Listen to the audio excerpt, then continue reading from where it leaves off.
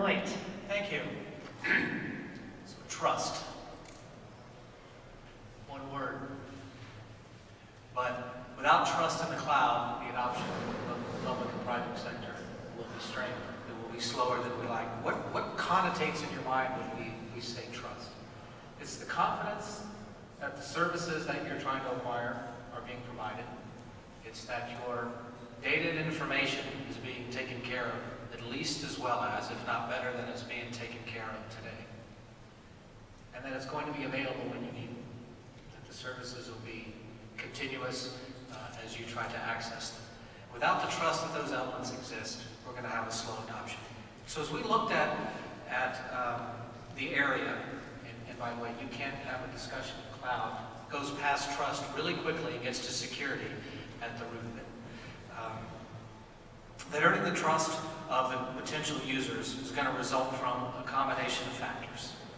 Those factors include security, privacy, and availability, as I said.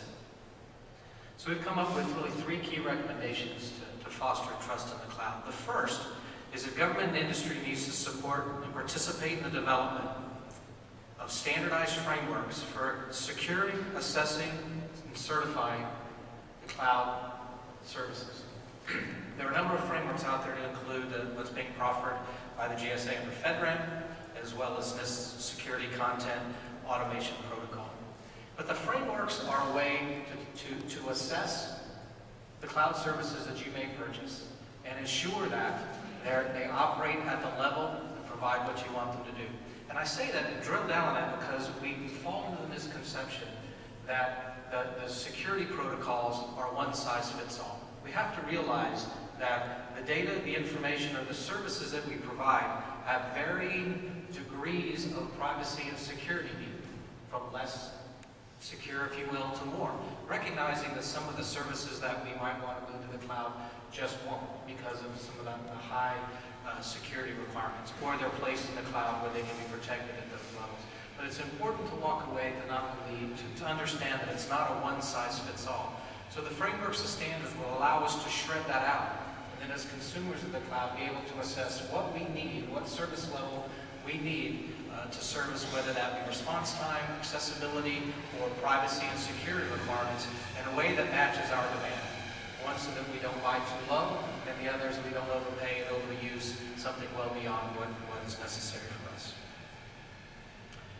2, government and industry need to accelerate the development of an identity management ecosystem as envisioned by the National Strategy for the Trusted Identities in Cyberspace, or the NSTIC.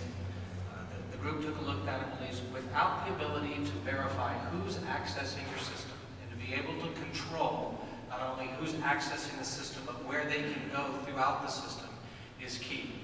And secondly, is that those credentials, the ability to do that identity management, will allow a set of credentials to be issued that can be used across multiple platforms. So that if we have multiple providers of the range of services, once the credentials are issued, understood, and your rights of access are understood, then you'll be able to move across the various provider bases without having unique or individualized security identity credentials. While I left most of mine, I suspect most of you can pull out your badge. I've got 2 of mine with me.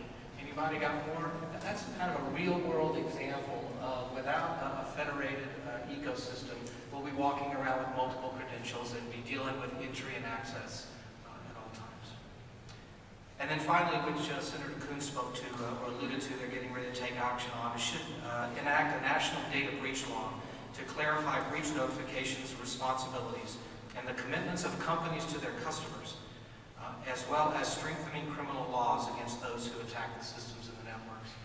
In the part of the cloud that my firm participates in, we spend a lot of time consulting with organizations on what their obligations are to their users, to the individuals who have data that has been breached or may have been breached, and under what requirements do they need to notify, what their responsibilities are post-access in order to make right with their customers.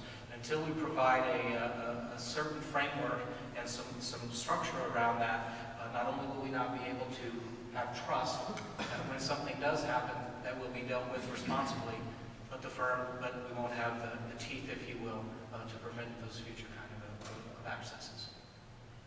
you. And last but not least, Nick Holmes.